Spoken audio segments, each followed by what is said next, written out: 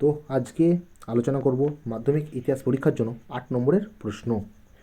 নতুন সামাজিক ইতিহাসের প্রচলন, প্রেক্ষাপট ও বিবর্তন। ভূমিকা: বিংশ শতাব্দীর মধ্যভাগ পর্যন্ত ইতিহাসের চর্চা হয় রাজা, রানী, যুদ্ধবিগ্রহ, কূটনীতি এবং রাজনৈতিক ব্যবস্থার মধ্যেই সীমাবদ্ধ ছিল। বলা হতো ওপার ইতিহাস। এই ধারার সাধারণ মানুষ তাদের জীবনযাত্রা, সংস্কৃতি এবং জীবনযাত্রা বলি এবং সমাজ কাঠামোর এবং সমাজ কাঠামো ইতিহাসের মূল উপজীব্য হয়ে ওঠে। নিচে এই নতুন ইতিহাস চর্চার প্রচলনের কারণ ও পর্যায়গুলি আলোচনা করা হলো। প্রথাগত ইতিহাসের প্রতি অসন্তোষ।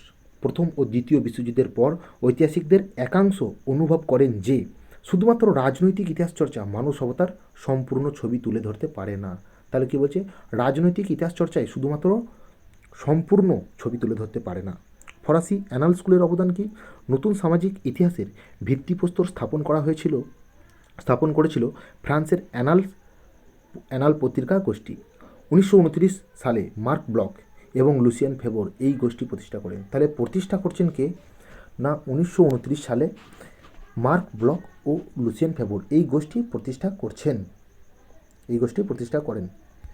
পরবর্তীকালে ফার্দিনান্দ ব্রদেল এই ধারাকে আরও এগিয়ে নিয়ে যান। মার্ক্সবাদী ইতিহাস চর্চার প্রভাব। মার্ক্সবাদী ঐতিহাসিকরা শ্রেণীর লড়াই এবং অর্থনৈতিক কাঠামোর ওপর জোর দিয়েছিলেন, কিন্তু 1950-এর দশকের পর মার্ক্সবাদী ঐতিহাসিকরা যেমন ইপি থমসন শুধুমাত্র অর্থনীতির ওপর নির্ভর না করে সাধারণ মানুষের সংস্কৃতি, চেতনা এবং অভিজ্ঞতার উপর গুরুত্ব দেন। নিচের তলার ইতিহাস বা সাবন্টার্ন স্টাডিজ। 1960-এর দশক থেকে ব্রিটেন ও আমেরিকায় হিস্ট্রি ফ্রম বিলো বা নিচের তলার ইতিহাসের প্রচলন হয়। নতুন বিষয়বস্তুর সংযোজন। নতুন সামাজিক ইতিহাসের প্রচলনের ফলে ইতিহাসের পরিধি ব্যাপকভাবে বিস্তৃত হয়। রাজনৈতিক ঘটনার বদলে এখন গুরুত্ব পেতে শুরু করে নারীর ইতিহাস। সমাজে নারীর অবস্থান, অধিকার এবং তাদের সংগ্রামের ইতিহাস। শ্রমিক ও কৃষকের ইতিহাস, তাদের জীবন যন্ত্রণা এবং আন্দোলন। জনগোষ্ঠীর ইতিহাস, জাতি, ধর্ম এবং আদিবাসীদের সংস্কৃতি। পরিবেশ ও খেলাধুলার ইতিহাস, যা আগে কখনোই ইতিহাসের বিষয় বলে গণ্য হতো না। কী বলতে চাইছে? পরিবেশ ও খেলাধুলার যে ইতিহাস, সেটা কখনোই ইতিহাসের বিষয় বলে আগে কিন্তু গণ্য করা হতো না। আন্তঃসমাজবিজ্ঞানমূলক দৃষ্টিভঙ্গি। এই নতুন ধারার ঐতিহাসিকরা ইতিহাস রচনায় সমাজবিদ্যা, নৃবিদ্যা, অর্থনীতি, মনোবিজ্ঞান এবং জনতত্ত্বের সাহায্য নিতে শুরু করেন। এর ফলে ইতিহাস চর্চা আরও বিজ্ঞানসম্মত হয় এবং গভীর হয়।